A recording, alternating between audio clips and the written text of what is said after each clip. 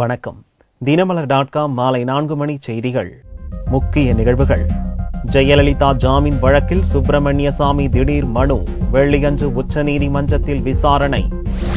இயற்கை பேரிடர் கடல்சார் கண்காணிப்பு பணிகளுக்கு உதவும் IRNSS 1C செயற்கைக்கோள் பூமியின் சுற்றுவட்ட பாதையில் நிலைநிறுத்தியது இஸ்ரோ. ஒயிட் காலர் ஜாப் தான் சிறந்ததா? தொழிலாளர் திட்டங்களை துவக்கி வைத்த பிரதமர் மோடி விளக்கம். விரிவான செய்திகள். ஜெயலலிதாவின் ஜாமீன் மனு உச்சநீதிமன்றத்தில் வெள்ளியன்று விசாரணைக்கு வரும்போது சொத்து வழக்கில் மனுதாரர் என்ற வகையில் தனது தரப்பு வாதத்தையும் கேட்க வேண்டும் என்று சுப்பிரமணியசாமி மனு தாக்கல் செய்துள்ளார். சொத்து குவிப்பு வழக்கில் பெங்களூரு தனி நீதிமன்றத்தால் 4 ஆண்டு சிறை தண்டனை விதிக்கப்பட்ட தமிழக முன்னாள் முதல்வரும் அதிமுக பொதுச் செயலாளருமான ஜெயலலிதா பெங்களூரு பரப்பன அக்ரஹார மத்திய சிறையில் அடைக்கப்பட்டுள்ளார். ஜெயலலிதாவின் தோழி சசிகலா, அவருடைய உறவினர்கள் இளவரசி மற்றும் சுதாகரன் ஆகியோரும் இவ்வழக்கில் தண்டனை பெற்றுள்ளனர். இவர்கள் தரப்பில் தாக்கல் செய்யப்பட்ட ஜாமீன் மனுக்கள் கர்நாடக உயர்நீதிமன்றத்தில் தள்ளுபடி செய்யப்பட்ட நிலையில் உச்சநீதிமன்றத்திலும் ஜாமீன் கோரி மனுக்கள் தாக்கல் செய்யப்பட்டுள்ளன. கடந்த 13ஆம் தேதி உச்சநீதிமன்றத்தில் நீதிபதிகள் HV தத், சிக்ரி, லோகு ஆகியோர் கொண்ட அமர்வு இம்மனுக்களை உடனடியாக விசாரணைக்கு ஏற்க முடியாது என்றும் விசாரணையை அக்டோபர் 17ஆம் தேதிக்கு ஒத்திவைத்தும் உத்தரவிட்டனர். இதன்படி இந்த வழக்கு வெள்ளியன்று விசாரணைக்கு எடுத்துக் கொள்ளப்பட உள்ளது. இந்நிலையில் ஜெயலலிதா சொத்து வழக்கில் மனுதாரர் என்ற வகையில் ஜாமீன் மனு விசாரணையின் போது தனது தரப்பு வாதத்தையும் கேட்க வேண்டும் என்று கோரி பாரதிய ஜனதா மூத்த தலைவர்களில் ஒருவரான சுப்பிரமணியசாமி மனு தாக்கல் செய்துள்ளார். ஜெயலலிதா உள்ளிட்ட 4 பேர்களது மனுக்களும் வெள்ளியன்று விசாரணைக்கு எடுத்துக் கொள்ளப்படும் போது உடனடியாக உத்தரவு பிறப்பிக்கப்பட வாய்ப்பில்லை என்று சட்ட நிபுணர்கள் கருத்து தெரிவித்துள்ள நிலையில் சனிக்கிழமை முதல் அக்டோபர் 26ஆம் தேதி வரை உச்சநீதிமன்றத்துக்கு தீபாவளி விடுமுறை அறிவிக்கப்பட்டுள்ளது. கர்நாடக உயர்நீதிமன்றத்தில் தாக்கல் செய்யப்பட்டதைப் போல பெங்களூரு தனி நீதிமன்ற தீர்ப்பின் கருத்துக்களை எதிர்க்காமல் தனது உடல்நிலை, தான் ஒரு பெண், வயது மூப்பு ஆகியவற்றை அடிப்படையாக கொண்டு உச்சநீதிமன்றத்தில் ஜெயலலிதா தரப்பில் ஜாமீன் மனு தாக்கல் செய்யப்பட்டிருப்பது குறிப்பிடத்தக்கது. ஸ்ரீஹரிகோட்டாவில் இருந்து PSLV C-26 ராக்கெட் மூலம் ஏவப்பட்ட IRNSS 1C செயற்கைக்கோள் பூமியின் சுற்றுவட்ட பாதையில் வெற்றிகரமாக நிலைநிறுத்தப்பட்டது. இயற்கை சீற்றம், இயற்கை பேரிடர், கடல்சார் கண்காணிப்புகள், சாலை போக்குவரத்து கண்காணிப்பு, GPS தொழில்நுட்ப மேம்பாட்டு வசதிகள் போன்றவற்றுக்காக இந்திய விண்வெளி ஆராய்ச்சி மையம் IRNSS வகையிலான 7 செயற்கைக்கோள்களை விண்ணில் செலுத்த திட்டமிட்டது. இதன்படி கடந்த ஆண்டு ஜூலை 1ஆம் தேதி IRNSS 1A, கடந்த ஏப்ரல் 4ஆம் தேதி IRNSS 1B செயற்கைக்கோள்களை வெற்றிகரமாக விண்ணில் பூமியின் சுற்றுவட்ட பாதையில் நிறுத்தியது. இதைத் தொடர்ந்து IRNS 1C செயற்கைக்கோள் PSLV C-26 ராக்கெட் மூலம் வெற்றிகரமாக விண்ணில் செலுத்தப்பட்டது. இதற்கான 67 மணி நேர கவுண்டவுன் அக்டோபர் 13ஆம் தேதி காலை 6:32 மணிக்கு துவங்கியது. வியாழக்கிழமை அதிகாலை 1:56 மணிக்கு இந்த ராக்கெட் வெற்றிகரமாக ஏவப்பட்டது.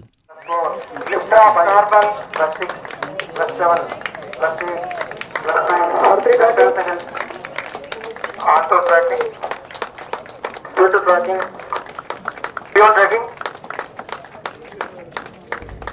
20 நிமிடங்களில் ராக்கெட் எடுத்துச் சென்ற செயற்கைக்கோள் அதன் சுற்றுவட்ட பாதையில் நிலைநிறுத்தப்பட்டது. தற்போது விண்ணில் ஏவப்பட்டுள்ள IRNSS 1C செயற்கைக்கோள் 1425.4 கிலோ எடை கொண்டது.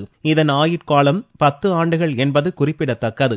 இதன் வெற்றிக்கு விஞ்ஞானிகளுக்கு பாராட்டு தெரிவித்துள்ள இஸ்ரோ தலைவர் K. ராதாகிருஷ்ணன், IRNSS 1D செயற்கைக்கோள் திட்டமிட்டபடி விரைவில் ஏவப்படும் என்றும் அடுத்ததாக GSLV Mark 3 ராக்கெட் மூலம் தொலைத்தொடர்பு செயற்கைக்கோள் விரைவில் ஏவப்பட உள்ளதாக தெரிவித்தார்.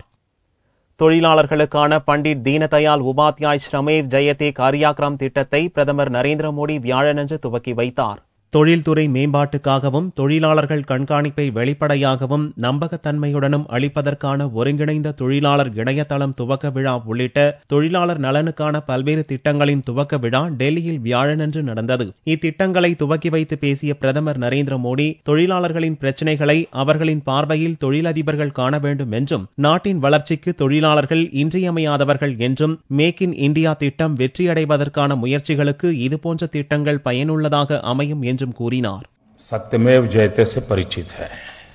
जितनी ताकत सत्यमेव जयते की है, उतनी ही ताकत राष्ट्र के विकास के लिए श्रम एव जयते की है. और इसलिए श्रम की प्रतिष्ठा कैसे बढ़े.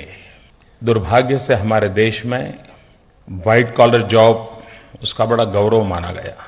कोई कोट पैंट टाई पहना हुआ व्यक्ति घर में दरवाजे पर आकर के अगर बेल बजाता है, पूछने के लिए फलाने भाई है क्या, तो हम दरवाजा खोलकर आइए बैठिए बैठिए, क्या काम था। लेकिन एक फटे कपड़े वाला गरीब इंसान घंटी बजाए और पूछता है फलाने है क्या, इस समय आने का समय है क्या, दोपहर को घंटी बजाते हो क्या, अभी जाओ बाद में आना। ஏழைகளை கருத்தில் கொண்டால்தான் நாடு முன்னேறும் என்று கூறிய மோடி ஸ்ரமேவ ஜெயதே என்பது அதில் ஒரு படி என்றும் குறிப்பிட்டார். இந்நிகழ்ச்சியில் தொழிலாளர், வேலைவாய்ப்பு, சுகாதாரம், தொழிலாளர் பயிற்சித்துறை அமைச்சர்கள், மாநில அமைச்சர்கள் உள்ளிட்டோர் கலந்து கொண்டனர். இலங்கை சிறையில் உள்ள தமிழக மீனவர்கள் மற்றும் பறிமுதல் செய்யப்பட்ட படகுகளை விடுவிக்க துறை சார்ந்த நடவடிக்கை எடுக்க கோரி பிரதமருக்கு முதல்வர் பன்னீர்செல்வம் கடிதம் அனுப்பியுள்ளார்.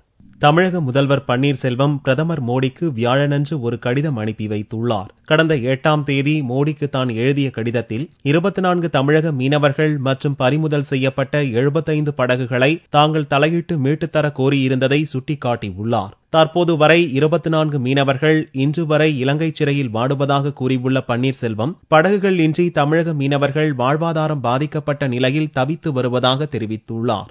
இலங்கை கடற்படையால் பறிமுதல் செய்யப்பட்ட தமிழக மீனவர்களின் படகுகள் பராமரிப்பின்றி, பாதுகாப்பின்றி கிடப்பதாக சுட்டிக்காட்டியுள்ள பன்னீர்செல்வம், வடகிழக்கு பருவமழைக்கு முன்னர் படகுகளை மீட்க வேண்டும் என்றும், துறை சார்ந்த நடவடிக்கை எடுத்து தமிழக மீனவர்களையும் 75 படகுகளையும் மீட்க நடவடிக்கை எடுக்க வேண்டும் என்று பிரதமரிடம் வலியுறுத்தியுள்ளார். தமிழக மீனவர்களின் வாழ்வாதாரத்தை பறிக்கும் வகையில் மீனவர்களை விடுவித்தாலும் படகுகளை திருப்பித் தராமல் இலங்கை அரசு பழிவாங்குவதாகவும் பன்னீர்செல்வம் தெரிவித்துள்ளார். இலங்கையின் போக்கு குறித்து முன்னாள் முதல்வர் ஜெயலலிதா பலமுறை கடிதம் எழுதியுள்ளதையும், கச்சத்தீவு மீட்பு குறித்து வலியுறுத்தியதையும் தனது கடிதத்தில் பன்னீர்செல்வம் சுட்டிக்காட்டியுள்ளார். தங்கள் கட்சி தலைவியின் நிலைப்பாட்டை தான் மீண்டும் வலியுறுத்துவதாகவும், கச்சத்தீவை மீட்க மத்திய அரசு நடவடிக்கை எடுக்க வேண்டும் என்றும் பன்னீர்செல்வம் கேட்டுக் கொண்டுள்ளார். இது தொடர்பாக உச்சநீதிமன்றத்தில் ஜெயலலிதா வழக்கு தொடர்ந்திருப்பதை சுட்டிக்காட்டியுள்ள முதல்வர் பன்னீர்செல்வம், தீபாவளி பண்டிகைக்குள் இலங்கை சிறையில் உள்ள மீனவர்களும் படகுகளும் மீட்கப்பட வேண்டும் என்று மீனவ அமைப்பினர் எதிர்பார்த்துள்ளதாகவும் கடிதத்தில் தெரிவித்துள்ளார்.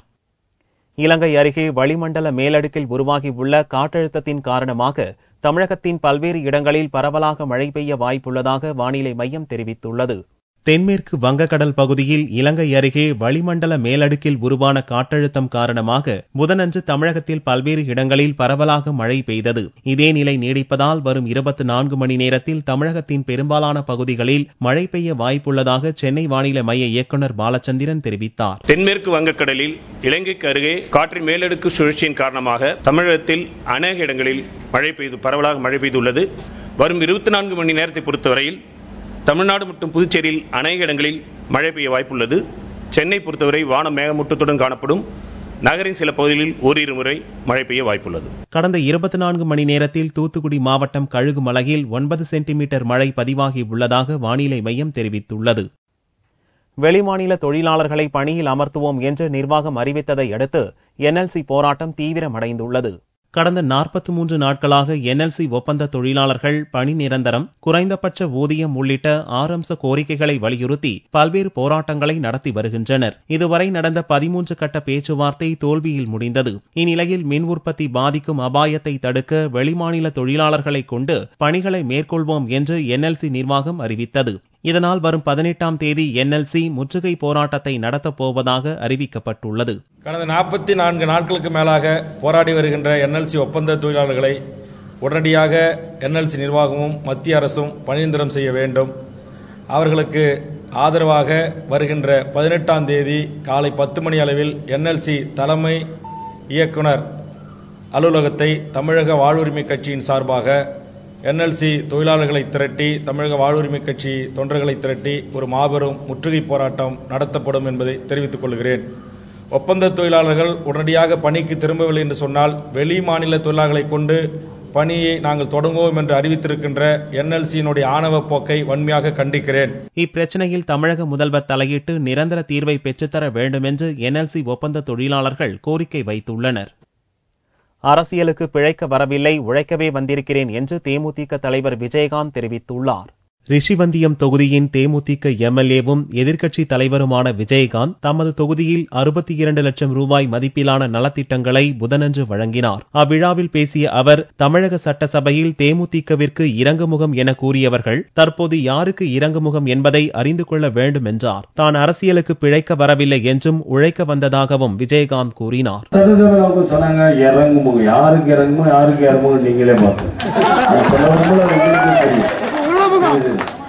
ஏன் இதெல்லாம் சொன்னா அவங்க சொன்னாங்க, உங்களுக்கு இனிமே இறங்குமுகம் ஏறுமுகம், யாருக்கு இறங்குமுகம் நீங்களே பார்த்து நாங்க எந்த தப்பும் பண்ணல, நாங்க ஒழுங்காதான் இருக்கிறோம், ஊர் சொத்தை கொள்ளையடிக்கல, ஊர் சொத்தை நாங்க கொள்ளையடிக்கல, மக்களோட பங்கு நாங்க கொள்ளையடிக்கல, நாங்க நல்லா இருக்கோம். உங்களா இருக்கு இன்னைக்கு தாது பொருட்கள் பூரா கொள்ளையடிக்கப்படுது. யாரால கொள்ளையடிக்கப்படுது? அதிமுக உடல்நலக் குறைவால் மருத்துவ சிகிச்சை பெற்ற விஜயகாந்த் நீண்ட இடைவேளைக்கு பிறகு தொகுதிக்கு வந்திருப்பது கட்சியினரிடையே உற்சாகத்தை ஏற்படுத்தியது. கன்னியாகுமரி மாவட்டம் இரணியல் அருகே சரக்கு ரயில் என்ஜின் பழுதாகி நின்றதால் நாகர்கோவில் திருவனந்தபுரம் மார்க்கத்தில் ரயில் போக்குவரத்து கடுமையாக பாதிக்கப்பட்டது. நெல்லையிலிருந்து திருவனந்தபுரத்துக்கு புதனன்று நள்ளிரவு சரக்கு ரயில் ஒன்று சென்றது.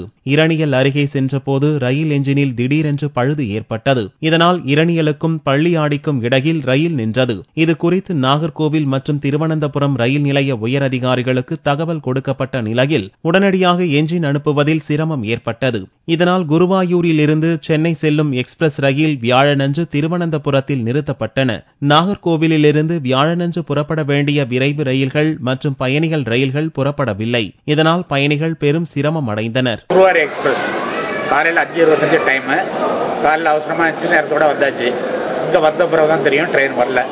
என்னன்னா பள்ளியாடியிலிருந்து வர்ற ஏதோ ட்ரெயின்ல இன்ஜின் கோளாறு காரணமா ட்ரெயின் வராதனால எல்லா ட்ரெயினும் லேட்டா போகும்னு சொல்றாங்க. ஆனா அடிக்கடி இந்த சம்பவம் நடக்குது. இதனிடையே சரக்கு ரயிலுக்கு மாற்று என்ஜின் அனுப்பப்பட்டு போக்குவரத்து சரி செய்யப்பட்டது. இதைத் தொடர்ந்து நாகர்கோவில் மார்க்கத்திலிருந்து குருவாயூர் விரைவு ரயில் 6 மணி நேர காலதாமதத்திற்கு பின்னர் சென்னை புறப்பட்டது. மேலும் நாகர்கோவில் திருவனந்தபுரம் பயணிகள் ரயில்களின் சேவை நிறுத்தப்பட்டது.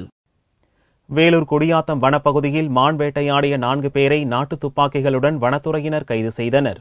வேலூர் மாவட்டம் குடியாத்தம் வீரிசெட்டிப்பள்ளி வனப்பகுதியில் மர்ம நபர்கள் மான்களை வேட்டையாடி அதன் கரியை விற்பனை செய்வதாக குடியாத்தம் வனத்துறையினருக்கு தகவல் கிடைத்தது. இதையடுத்து வனத்துறையினர் ரோந்து பணியை தீவிரப்படுத்தினர். இந்நிலையில் அப்பகுதியைச் சேர்ந்த முனியப்பன், பாலாஜி, முனிரத்தினம் மற்றும் சுரேஷ் ஆகிய 4 பேர் மானை வேட்டையாடி அதை ஒரு ஆட்டோவில் ஏற்றிக் கொண்டிருந்தனர். இதை பார்த்த வனத்துறையினர் விரைந்து வந்து 4 பேரையும் சுற்றி வளைத்து கைது செய்தனர். பின்னர் அவர்களிடம் இருந்து ஆட்டோ, நாட்டு துப்பாக்கி மற்றும் கத்தி ஆகியவற்றை பறிமுதல் செய்தனர். மான் வேட்டையாடியது தொடர்பாக 4 பேர் மீது வழக்கு பதிவு செய்த வனத்துறையினர் அவர்களை நீதிமன்றத்தில் ஆஜர்படுத்தி சிறையில் அடைத்தனர். தங்கத்தின் விலை வியாழக்கிழமையன்று ஒரு சவரனுக்கு 224 ரூபாய் அதிகரித்திருந்தது. ஒரு சவரன் தங்கம் 20,752 ரூபாய்க்கு விற்பனையானது. 1 கிராம் ஆபரண தங்கம் 2,594 ரூபாயாக இருந்தது.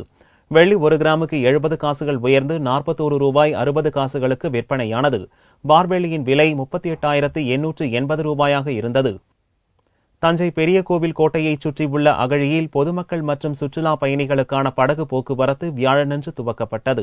தஞ்சை பெரிய கோவிலை சுற்றி மன்னர்கள் மிகப்பெரிய அகழிகளை வெட்டி வைத்தனர். இந்த அகழிகள் பல ஆண்டுகளாக தூர்வாரப்படாமல் சுகாதாரமின்றி காணப்பட்டது. இந்நிலையில் தமிழக அரசு மழைநீர் சேகரிப்பு திட்டத்தை செயல்படுத்த பல்வேறு உள்கட்டமைப்பு வசதிகளை செய்ய மாவட்ட நிர்வாகத்திற்கு உத்தரவிட்டது. இதன்படி தன்னிறைவு திட்டத்தின் மூலம் அகழி சுத்தம் செய்யப்பட்டு அதில் படகு சவாரி விடப்படும் என்று கலெக்டர் சுப்பையன் தெரிவித்தார். அகழியில் நடந்த தூய்மை பணி நிறைவடைந்த நிலையில் பொதுமக்கள் மற்றும் சுற்றுலா பயணிகளை கவரும் வகையில் வியாழக்கிழமை அன்று கலெக்டர் சுப்பையன் படகு போக்குவரத்தை துவக்கி வைத்தார். துவக்க நாளிலேயே மாணவர்கள், பொதுமக்கள் என பலர் ஆர்வமுடன் படகு சவாரி செய்தனர். தஞ்சாவூர் பெரிய கோட்டையை சுற்றியுள்ள அகழியை தூய்மைப்படுத்தி அதிலே நீர் நிரப்பி இன்றைய தினம் தஞ்சாவூர் பெரிய கோட்டை அகழியிலே படகு சவாரியை மதிப்பூர் மாவட்ட ஆட்சித்தலைவர் அவர்கள் துவக்கி வைக்கின்றார்கள். இது மிகப்பெரிய ஒரு வரப்பிரசாதமாகும். தஞ்சாவூர் மக்கள் மட்டுமல்லாது தஞ்சாவூருக்கு வரும் சுற்றுலா பயணிகளும் இந்த பெரிய கோட்டையினுடைய அகழியினுடைய அழகை ரசிப்பதற்கும் பெரிய கோட்டையினுடைய அழகை ரசிப்பதற்கும் இது ஏதுவாக இருக்கும். தஞ்சை பெரிய கோவிலுக்கு வரும் சுற்றுலா பயணிகளுக்கு இந்த படகு சவாரி மிகுந்த மகிழ்ச்சியை ஏற்படுத்தும் என்றும் படகில் பயணம் செய்ய 50 ரூபாய் கட்டணம் நிர்ணயிக்கப்பட்டுள்ளதாகவும் கலெக்டர் சுப்பையன் தெரிவித்தார். மீண்டும் செய்திகள் இந்திய நேரப்படி இரவு 8 மணிக்கு. வணக்கம்.